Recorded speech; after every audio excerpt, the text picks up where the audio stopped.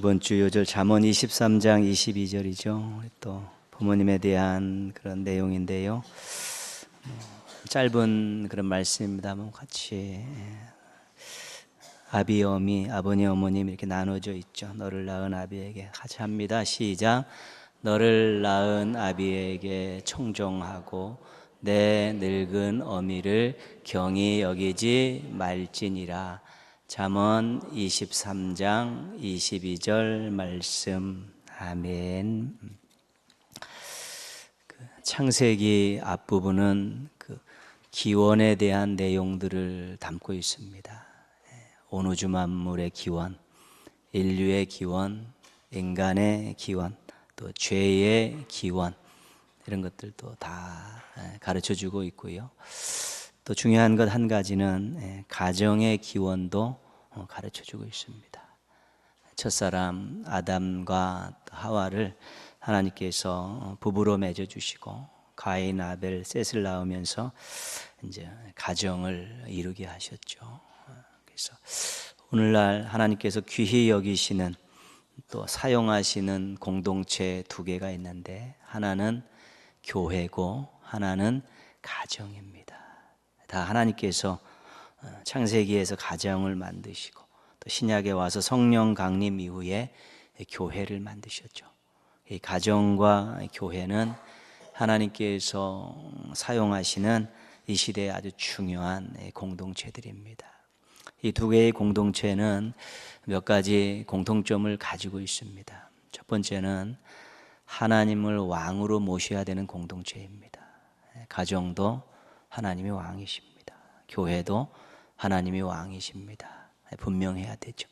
인간이 왕이 되면 그 공동체는 나중에는 분명히 문제가 생기게 되어 있습니다. 문제가 생기는 공동체는 인간이 왕이 됐기 때문에 그런 것이죠. 두 번째, 가정과 교회의 두 공동체의 공통점은 화목해야 된다는 것입니다. 하나 되어야 된다는 것입니다. 가정도 화목해야 되고 또 교회도 하나 되어야 되는 것이죠. 그래야만 하나님께서 기뻐하시고 하나님께서 사용하실 수 있다는 것이고요. 세 번째로 이 두 공동체 모두 사명이 있는데 축복의 통로의 사명이 있습니다. 가정을 통해서 이웃 가정들에게 하나님이 주신 복과 사랑과 은혜를 흘려보내야 되고 교회도 하나님의 말씀과 하나님의 사랑과 은혜와 복을 세상에 흘려보내야 되는 것이죠. 그래서 하나님께서 이 가정과 교회를 사용하셔서 세상을 변화시키고 하나님을 알리시고 하나님의 뜻이 이 땅에 이루어지는 놀라운 역사들을 이루어 가신다는 것이죠. 그래서 가정을 잘 화목하게 하나님 왕이신 화목한 가정으로 또 이웃 가정들에게 영향력을 끼치는 가정으로 만들어가는 것, 이거 신앙인들에 있어 중요한 사명입니다. 귀한 사명입니다. 그리고 우리가 교회를 정말 하나님 왕이시다, 인간들이 왕이 되지 않고 하나님 왕이시고 정말 사랑으로 하나 되어지고 또 그리고 또 세상을 향해서 지역을 위해서 우리가 받았던 은혜와 사랑과 복을 계속 흘려보내는 그런 교회를 만드는 것, 지체로서 우리의 사명입니다. 무관심은 그런 의미에서 죄악입니다. 가정에 대해서 가족들에 대해 무관심, 교회의 지체들에 대해서 교회가 하나님의 뜻을 받드는 일들에 대해서 무관심한 것은 심한 경우로는 죄라고 얘기할 수 있는 것입니다. 하나님의 뜻을 어기는 것이고 어긋나는 것이고 하나님 주신 사명을 망각하는 것이기 때문에 그것은 심각한 일입니다. 그래서 여러분들 가정의 달을 맞이해서 가정을 정말 하나님의 왕이신가, 우리가 지금 화목한가, 또 우리가 주변에 있는 사람들과 가정을 향해서 우리가 무언가를 하나님께 받은 복을 흘려보내고 있는가 점검해야 되고요. 또 우리가 교회 지체로서 우리 교회가 정말 하나님의 왕이신 교회인가, 하나 되려고 몸부림치고 있는가, 정말 세상을 향한 하나님께 주신 사명들을 잘 감당하고 있는가, 이런 것들 돌아봐야 되는 것이죠. 그래서 그 부족하면 본인이 먼저 나서서 또 힘을 내고 또 누군가 깃발을 들면 다 함께 모여서 또 그런 일들을 이루어가고 그런 것이죠. 굉장히 중요한 일입니다. 오늘 말씀 조금 밑에를 보면 잠언 23장 25절은 이렇게 권면합니다. 내 부모를 즐겁게 하며 너를 낳은 어미를 기쁘게 하라. 그죠? 22절에서는 너를 낳은 아비 그러는데 25절에서는 너를 낳은 어미 그렇게 말씀하고 있죠. 오늘 말씀과 관련돼서 공통적인 단어는 낳은이라는 것입니다. 낳은. 그래서 너를 낳은 아비, 너를 낳은 어미. 부모라는 존재를 자식을 낳은 분으로 그렇게 성경은 말씀하고 있는 것이죠. 그러니까 하나님께서 자녀를 보내실 때 사용한 생명의 통로라는 것입니다. 하나님께서 한 생명을 이 땅에 보내실 때 사용한 생명의 통로가 부모님들이고요. 또 그 부모님께 그 가정에 하나님께서 그 생명을 맡기신 것입니다. 그래서 부모님들은 전부 하나님의 사명을 맡은 자들입니다. 생명을 이 땅에 오게 하는 통로라는 사명을 맡고 그 생명을 하나님께서 맡겨주셨기 때문에 또 잘 양육해야 되는 그런 사명을 받은 것이죠. 그래서 하나님께 부여받은 권위가 있는 분들입니다. 부모님들은 하나님께서 주신 사명이 있는 분들입니다. 하나님 주신 권위를 가지고 하나님의 사명을 감당하고 있기 때문에 자녀들은 부모님들에게 잘 해야 된다는 것입니다. 말씀을 듣고 순종하라는 것이고요. 또 경히 여기지 말라는 것이죠. 함부로 생각하고 그리고 즐겁게 하고 기쁘게 하라고 말씀드리는 것입니다. 하나님이 세워주신 권위를 가지고 하나님의 일을 하는 존재들이기 때문에 자녀들은 늘 경청하고 또 공경하고 또 즐겁고 기쁘게 해드리라는 것이 잠언 속에 나와 있는 자녀들에게 주시는 권면입니다. 그래서 여러 가지 많은 이런 일 저런 일 이렇게 펼쳐지는 그런 작은 일들로 이야기할 수 있는 것이 아니라 정말 부모님의 권위를 인정해 주십니까? 하나님께서 사용하시는 또 하나님께서 주신 권위를 가지고 있는 그런 분들로 인식하고 인정하고 그럴 때 자연스럽게 나오는 태도들이 공경이고 순종이고 경청이고 즐겁게 해드리는 것이고 그런 것입니다. 그런 일들이 안 나올 때는 이미 이 속에서 권위가 무너진 것입니다.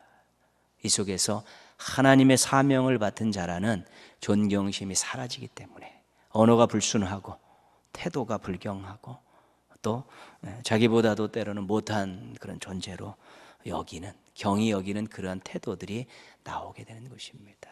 그래서 늘 하나님이 권위를 부여받은 존재고 하나님께 사명을 부여받은 그런 하나님이 사용하시고 하나님이 영광 받으시는 귀한 분들이라는 그런 마음들을 잃어버리지 않을 때 우리의 생각과 말과 태도들이 참으로 함부로 나아가는 그런 일들이 되어지지 않는다는 것입니다.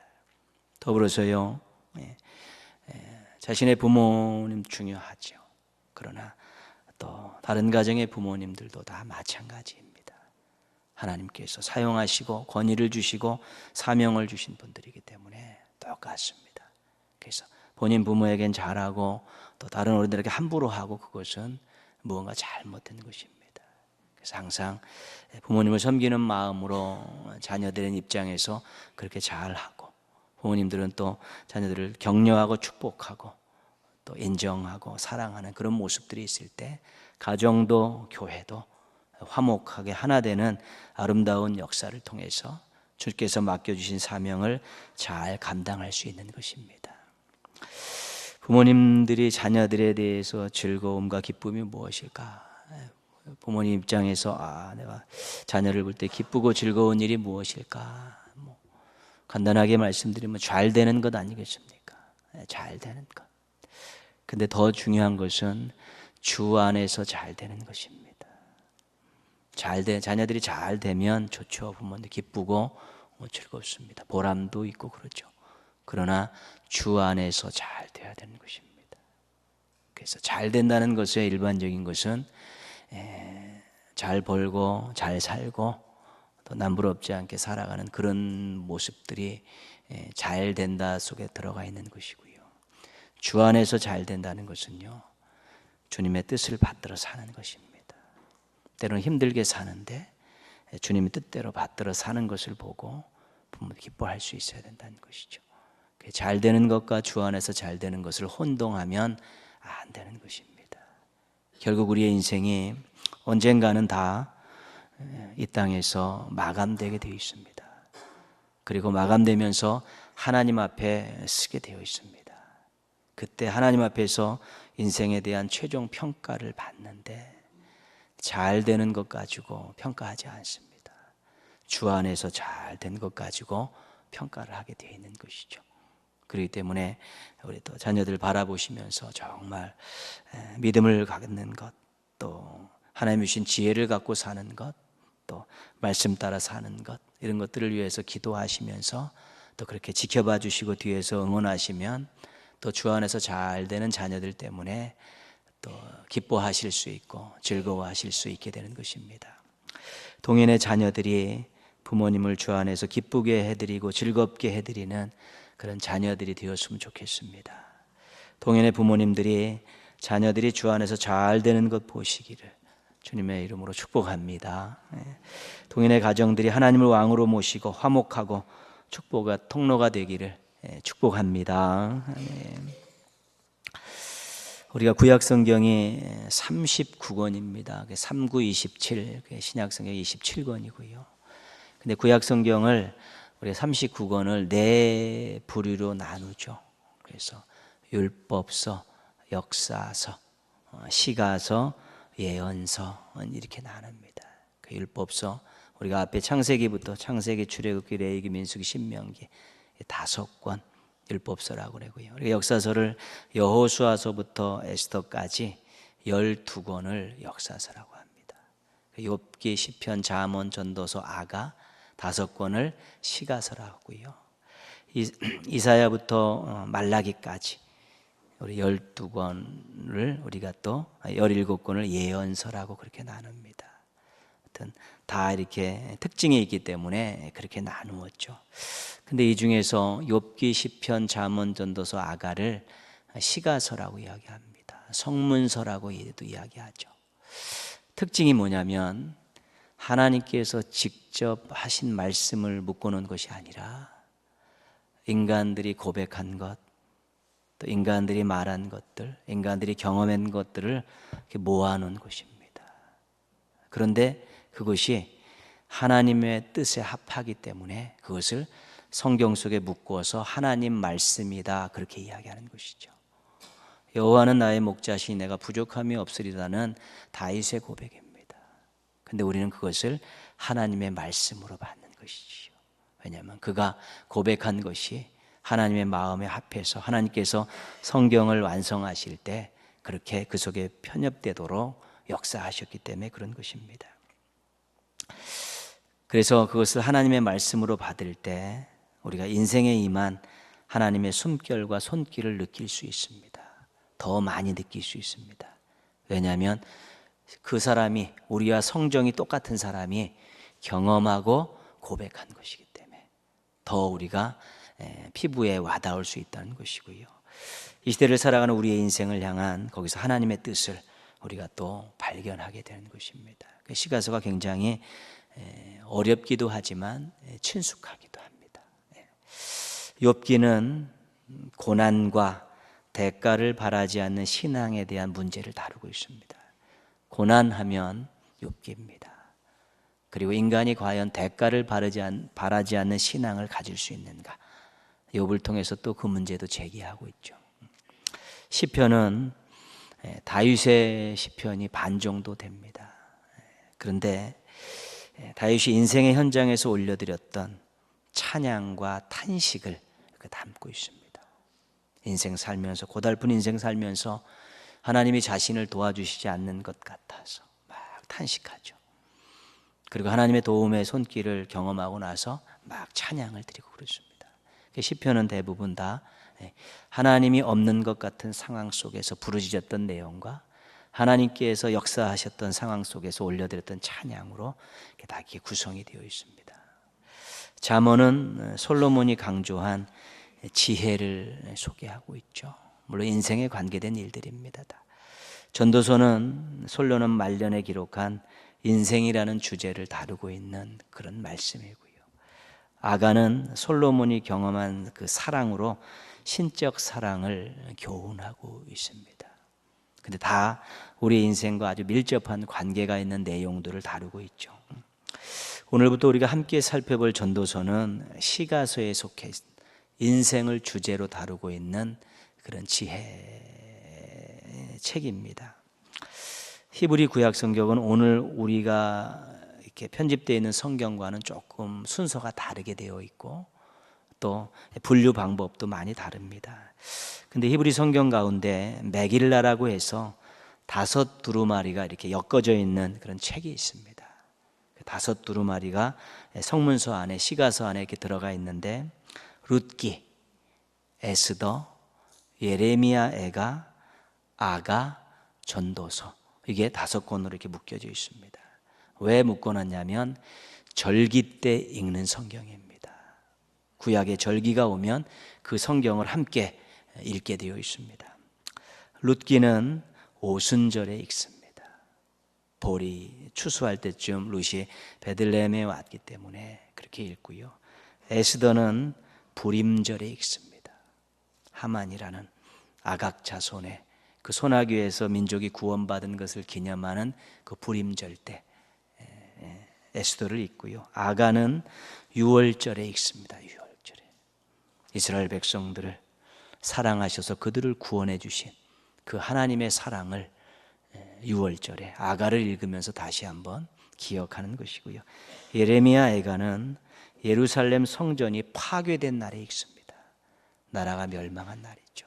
그때 예레미야 애가를 읽으면서 다시는 우리가 하나님께 불순종해서 망국의 역사를 맞이하지 말자, 그런 것이고요. 이 전도서는 장막절에 읽습니다. 장막절, 추수를 다 맞춰놓고 하나님의 은혜에 감사하면서 정말 우리 인생에 가치 있는 인생, 살만한 인생이 되기 위해서 어떻게 해야 되는가, 자신들의 그 추수의 기쁨 속에서 자신들의 인생을 돌아보면서 전도서를 읽는 것이지요. 우리가 즐거울 때는 인생을 잘 돌아보지 않습니다. 어렵고 힘들 때 인생을 좀 돌아보게 되는 것이죠. 그러나 즐거울 때도 기쁠 때도 잘 나갈 때 인생을 돌아보는 게 지혜입니다. 왜냐하면 그때는 실족할 수 있는 확률이 높기 때문에 그렇습니다. 어려울 때는 인생을 돌아보면서 재기할 수 있는 그런 기회가 있지만 잘 나갈 때 인생을 돌아보지 않으면 실족할 수 있기 때문에 그렇습니다. 잘 나갈 때 조심해야죠. 선줄로 생각나거든 넘어질까 조심하라, 그런 말씀이죠. 그 전도서가 그런 의미입니다. 추수를 맞춰놓고 장막절에 함께 절기를 지킬 때 읽었던 성경이 전도서라는 것이죠. 굉장히 의미 있는 내용이죠. 그래서 이스라엘 백성들은 그 절기를 지키면서 이것을 하나님의 말씀과 연관시켜서 읽는 것이죠. 그 절기를 지키면서 절기 속에 담겨있는 그 하나님의 뜻도 깨닫지만 말씀 속에 담겨있는 하나님의 뜻도 깨달으면서 경험한 것들, 조상들로부터 들었던 내용들, 또 하나님의 말씀들, 이것들을 같이 버무려 가지고 그 절기를 지키는 것이죠. 그러면서 정말 하나님을 깊게 알아가는 것이고, 우리 조상들에게 은혜를 베푸셨던 그 하나님이 오늘 내가 섬기는 하나님이라는 것에 대해 다시 한번 감격하고 그 하나님을 잘 섬기겠다라고 다짐하고 그렇습니다. 하나님 말씀은 하나님에 대해서 깊이 알게 합니다. 하나님 말씀을 잘 읽고 깊이 읽고 또 묵상하고 깨닫고 감격하고 감동하는 그런 시간들을 많이 가질 때 우리가 하나님을 깊게 알게 되는 것입니다. 신앙인들의 위험성 중에 한 가지는요, 이 정도면 됐다는 것입니다. 나 이 정도면 됐다. 나 예배 드리고 봉사하고 헌금하고 나 이 정도면 됐다. 그러면서 안주하는 그런 위험성들이 항상 도사리고 있습니다. 그러나 우리가 말씀 속에 들어가면 들어갈수록 하나님을 더 깊이 알아가고 하나님의 뜻을 더 깊이 알고 우리에게 던져주시는 하나님의 많은 도전들을 받으면서 우리가 그 자리가 내 인생의 전부가 아니고 이 자리가 내가 머물러 앉아있을 자리가 아니고 한 발짝 더 나아가고 한 단계 더 올라가기를 원하시는 하나님의 뜻을 우리가 말씀 속에서 발견하면서 그 말씀의 힘을 얻어서 우리가 신앙의 새로운 도전들을 해나갈 수 있게 되는 것입니다. 또 말씀을 깊게 읽다 보면 자신의 인생을 발견하게 되고 자신의 모습을, 신앙의 모습, 삶의 모습을 거울을 통해 보는 것처럼 발견하게 되면서 때로는 말씀을 읽으면서 회개하면서 말씀을 통해 하나님을 향한 새로운 마음들을 품으면서 그렇게 자신의 인생들을 조금씩 더 발전시켜 나가는 것이죠. 그래서 디모데후서 3장 16절에서 유익한 책, 유익이라는 단어를 넣고 있는 것이죠. 하나님의 말씀, 성경은 하나님의 감동하심으로 된 것으로 쭉 하면서 유익이라는 단어를 쓰고 있는 것이죠. 유익하라고 주신 것입니다. 유익하라고 주셨는데 안 읽습니다. 유익하라고 주셨는데 묵상하지 않습니다. 유익하라고 주셨는데 실천하려고 노력하지 않습니다. 그러면 유익한 책이 아니라 무익한 책입니다. 유익하라고 주셨는데 무익한 것입니다. 그렇죠? 우리가 건강에 유익하라고 건강식품도 먹고 또 보약도 먹고 그러지 않습니까? 안 먹으면 아무것도 아니죠. 드셔야 되죠. 그래서 건강에 도움을 받고 유익을 얻는 것 아니겠습니까? 유익하라고 줬는데 영적으로 신앙적으로 삶에 유익하라고 주었기 때문에 늘 말씀을 가까이 하고 읽으려 하고 또 깨달으려 하고 실천하려 하는 그런 몸부림이 하나님의 백성의 진정한 모습입니다. 내가 판단하는 이것이 하나님 말씀의 근거가 되어 있는 것인가? 내가 행동하려는 이 행동이 하나님 말씀에 어긋나지 않는가? 내가 이 사람과의 관계 속에서 이렇게 행동하는 것이 하나님 기뻐하시는 것일까? 늘 이런 관점들을 갖기 위해서 말씀으로 잘 무장할 때 우리를 유익하게 하는 이 성경을 통해서 신앙과 삶에 큰 유익을 얻을 수 있는 것이죠. 이스라엘 백성들이 그랬다는 것입니다. 평상시에도 늘 암송하고 자녀들에게 가르쳤죠. 절기 때에도 말씀 하나씩 붙들어 놓고 계속 읽는 것이고요. 나누는 것이죠. 그래서 그렇게 힘 있는 신앙의 모습들을 가질 수 있게 된 것이죠. 신앙의 힘은 말씀에 있습니다. 삶의 건전함도 말씀에 있습니다. 말씀이 떠났는데 뿌리가 없는데 어떻게 건강과 건전을 계속 유지할 수 있겠습니까? 한동안은 유지할 수 있습니다. 또 남 볼 때는 유지할 수 있습니다. 그러나 아무도 없는 데서 또한 지속적으로 건강한 신앙과 건전한 삶을 유지하기 위해서는 샘을 파야 되는데 그게 말씀의 샘, 진리의 샘입니다. 그래서 다시 한번 말씀을 가까이 하고 말씀을 붙들어서 신앙과 삶에 큰 유익을 얻고 또 고백과 간증이 넘치는 우리 멋진 삶을 사시기를 주님의 이름으로 부탁드리겠습니다. 오늘 말씀 보시면요, 다윗의 아들 예루살렘 왕 전도자의 말씀이라 그랬죠. 전도서를 쓴 사람에 대한 소개입니다. 다윗의 아들이라고 그랬죠. 다윗의 아들들이 굉장히 많습니다. 다윗이 헤브론에서 7년 6개월, 예루살렘에서 거의 한 32년 몇 개월 이렇게 통치했죠. 헤브론에서 6명의 아들을 낳습니다. 그리고 예루살렘에 올라와서 11명의 아들을 낳습니다. 성경에 이름이 다 기록이 되어 있죠. 근데 누군가 이제 다윗의 아들 중에 한 명이니까요. 다윗의 아들. 근데 정말로 장자로서 또 왕의 제목이었던 그런 아들들이 있었습니다. 근데 그런 아들들이 전부 다 죽습니다. 반역하다 죽고 서로 죽이고 만큼 다 죽죠. 그래서 왕의 제목이었던 아들들이 다 죽었는데 다윗의 아들 중에 한 명이 이 전도서를 썼다는 것이죠. 근데 또 한 설명은 뭐냐면 예루살렘의 왕이라 그렇게 말하죠. 예루살렘은 이스라엘의 수도입니다. 그럼 보통 뭐라고 얘기해야 됩니까? 이스라엘의 왕이라고 이야기해야 되죠. 우리가 대한민국의 대통령이라고 서울의 대통령이라고 그러지 않지. 근데 여기서는 예루살렘의 왕이다, 이스라엘의 왕이라 소개하지 않고 예루살렘의 왕이다 그렇게 소개하고 있죠. 예루살렘에 성전이 있습니다. 성전 중심에 신앙 있는 그런 왕이라는 것입니다. 그래서 예루살렘의 왕 그렇게 말씀하고 있는 것이죠. 그래서 다윗의 아들로서 성전과 관련된 신앙에 있는 그런 왕, 다윗의 뒤를 이어 왕이 된 사람은 한 사람뿐이 없지 않습니까? 누굽니까? 솔로몬입니다. 그래서 전도서를 쓴 사람이 우리가 솔로몬이다. 이 1장 1절을 가지고 그렇게 이야기할 수 있는 것입니다. 또 하나 설명이 있습니다. 다윗의 아들 예루살렘 왕 전도자의 말씀이라. 전도자, 전도자. 전도자는 1차적인 의미로는 수집자, 편집자 그런 뜻입니다. 막 이렇게 좋은 내용들을 이렇게 모으고요. 2차적인 의미로는 설교자라는 뜻입니다.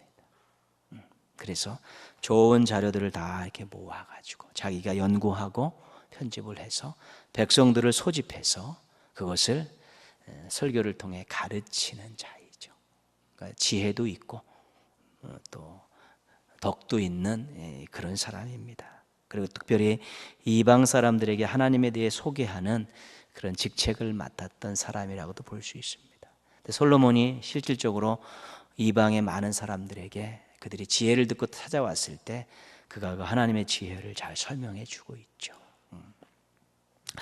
솔로몬이 가졌던 지혜가 무엇일까? 여러분, 그 지혜가 이렇게 삶의 경륜을 통해서 얻어진 그런 부분은 적은 부분입니다. 이것은 하나님을 경외할 때 하나님께서 주시는 것이죠. 중요하죠. 그래서 이 지혜가, 성경의 지혜는 경험에 의해서 얻어진 부분도 있지만 실은 하나님께서 상황에 맞춰서 주시는 것이죠. 여호와를 경외하는 자에게, 여호와를 경외하는 자에게 주시는 거죠. 배움과는 좀 또 상관도 없습니다. 경험과도 그렇게 크지 않습니다. 하나님께서 그 상황에 맞춰서 주시는 것이지요. 그 아이들에게도 하나님을 잘 경외해서 지혜를 가지고 커갈 수 있도록 지도하는 것 중요하고요. 또 어떤 그 지도자의 그 자리에 있는 분들도 지혜를 구해서 벌어지는 많은 일들, 진행되어지는 일들, 우발적인 일들을 더 잘 처리해 갈 수 있는 그런 또 지혜를 구하는 것도 중요하고요. 우리가 또 부모로서 자녀를 키울 때도 지혜가 필요하고요. 또 인생을 살아가며 사회생활할 때도 지혜가 필요하고요. 여호와를 경외함이 지혜의 근본이라 이 말씀 속에는 늘 하나님 중심으로 하나님 왕으로 모시고 살라는 것입니다. 그럼 그 상황에서 하나님께서 놀라운 지혜를 발휘할 수 있도록 역사하신다는 것이죠. 그런 지혜를 가지고 사람들을 불러서 하나님의 참된 뜻을 가르치고 또 인생에 대해서 가르쳤던 그 사람이 바로 전도자라는 것입니다.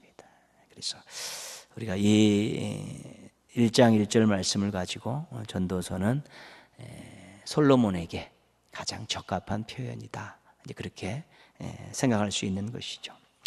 2장 10절 말씀 한번 볼까요? 전도서 2장 10절 같이 한번 읽겠습니다. 무엇이든지 내 눈이 원하는 것을 내가 금하지 아니하며 무엇이든지 내 마음이 즐거워하는 것을 내가 막지 아니하였으니 이는 나의 모든 수고를 내 마음이 기뻐하였습니다. 이것이 나의 모든 수고로 말미암아 얻은 몫이로다. 아멘. 앞에 보면요, 무엇이든지 내 눈이 원하는 것을 내가 금하지 아니하며 무엇이든지 내 마음이 즐거워하는 것을 내가 막지 아니하였으니, 이 말의 의미는 무엇인가 하면 원하는 것을 다 할 수 있었다는 것입니다. 눈치 보지 않고 할 수 있는 것들 다 할 수 있었다는 것입니다. 그렇게 살았다는 것입니다. 그런 원하는 것을 다 하고 또 눈치 보지 않고 다 할 수 있는 그런 자리에 있는 사람은 왕입니다. 그래서 2장 10절도 솔로몬이 또 이 전도서에 또 쓴 그런 전도자라는 하나의 또 반증도 될 수 있는 것입니다. 다 해봤다는 것입니다. 솔로몬이 지혜, 잠언, 아가서는 좀 초창기에 쓴 것이고요.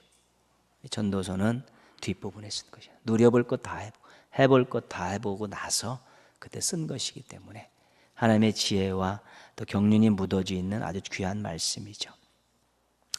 열왕기상 10장 23절 보시면요, 이렇게 되어 있습니다. 솔로몬은 솔로몬 왕의 재산과 지혜가 세상의 그 어느 왕보다 큰지라. 솔로몬의 지혜도 대단했지만 재산도 대단했다는 것입니다.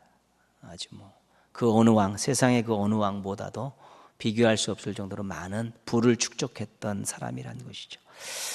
열왕기상을 쭉 읽어보면 금이 얼마나 많았는지 은은 돌같이 여겼다, 그렇게 말씀하고 있습니다. 솔로몬이 그 금이 얼마나 많이 모았든지 은은 돌같이 여겼다, 그렇게 말씀하고 있죠. 그러니까 솔로몬이 정말 엄청나게 많은 부를 축적했던 그런 사람이고요. 열왕기상 11장 3절에 보면 왕은 후궁이 700명이요 첩이 300명이라 그랬죠. 솔로몬이 썼던 그 정책은 정략 결혼입니다. 다윗이 주변에 있는 엄청나게 많은 이방 나라들을 다 제압을 했습니다. 그 다윗이 위대한, 이스라엘에게서 위대한 왕이라는 게 그거죠. 그 영토를 한껏 넓혀놨습니다. 다 무릎 꿇어서 다 조공을 바치도록 해놨죠. 근데 솔로몬이 그 뒤를 이어서 왕이 돼서 그 나라들을 관리할 만한 그가 그런 능력이 없었던 것이죠. 다윗과 같이. 그러니까 어떤 정책을 썼냐면 정략 결혼을 쓴 것입니다. 그 나라의 공주를 자기 아내로 삼는 것이죠. 그게 사돈지간이 돼버린 거죠. 그러면 서로 사돈지간이니까 서로 침략하지 않습니다. 그냥 서로 좋은 게 좋은 거다 그러면서 서로 사는 것이죠. 그렇기 때문에 솔로몬이 여인들이 굉장히 많았다는 것입니다. 하나님을 의지하고 살았던 왕이어야 되는데 그런 정략 결혼을 통해서 여인들을 많이 했으니까, 1000명에 가까운 여인들을 주변에 두고 있으니까 얼마나 그가 쾌락을 즐기면서 살았겠습니까? 하나님이 금했던 일이지만 그가 그렇게 했다는 것입니다. 나중에 이것이 올무가 돼서 이제 말년에 우상 숭배자로 타락을 하는 경우가 됐죠. 그러니까 자기 꾀에 자기가 속아 넘어간 것입니다. 이렇게 해서 내가 나라를 잘 통치하겠다고 생각하며 정략 결혼 정책을 썼는데 그 여인들 때문에 엄청나게 막 신앙의 흔들림을 받아 나중에는 우상을 숭배하게 됐죠. 솔로몬이 또 나라를 또 반으로 쪼개는 결정적인 역할을 하지 않았습니까? 그 중에 하나가 건축 사업입니다. 성전 7년, 왕궁 13년. 그리고 그 여인들이 저죠 그러면 또 그 신전을 또 져줘야 됐습니다. 그러면서 하나님의 성전도 졌지만, 크지는 않지만 산당이라고 할 만한 그들의 신전들, 여인들이 자신의 신을 섬길 수 있는 신전들도 굉장히 많이 지었습니다. 그리고 여러 작은 큰 도시들도 건축 사업을 많이 했습니다. 그러니까 40년 제위 기간 동안에 그가 20년 이상, 그건 30년에 가까이 건축 사업만 했습니다. 그러니까 백성들을 얼마나 부려먹은지 모릅니다. 그러니까 솔로몬이 주군의 르호보암에게 찾아와서 한 얘기가 그거 아닙니까? 노동의 양 좀 줄여주십시오.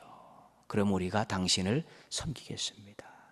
그 정도로 없이 해달라는 말이 아니라 노동의 양 좀 줄여달라. 우리도 먹고 살아야겠다라고, 우리도 가정을 지켜야겠다라고 하소연을 한 것을 들어주지 않아서 나중에는 나라가 남북으로 갈라지는 건 아니겠습니까?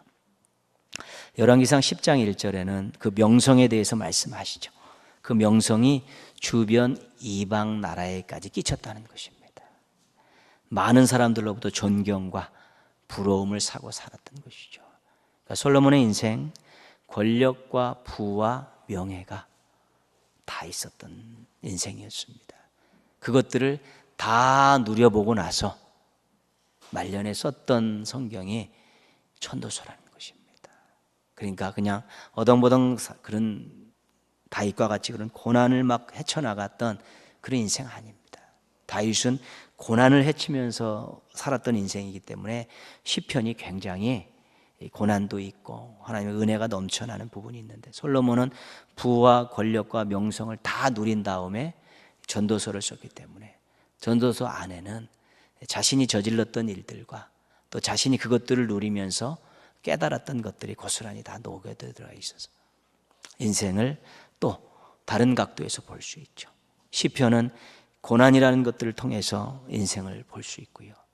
전도서는 부와 권력과 명예를 다 경험한 사람의 입장에서 썼기 때문에 또 새로운 인생을 경험할 수 있고, 또 욥기라는 것도 또 다른 관점에서, 그러니까 시가서가 우리의 인생을 보는 여러 가지 창구들을 이렇게 다 마련해 놓은 것이죠.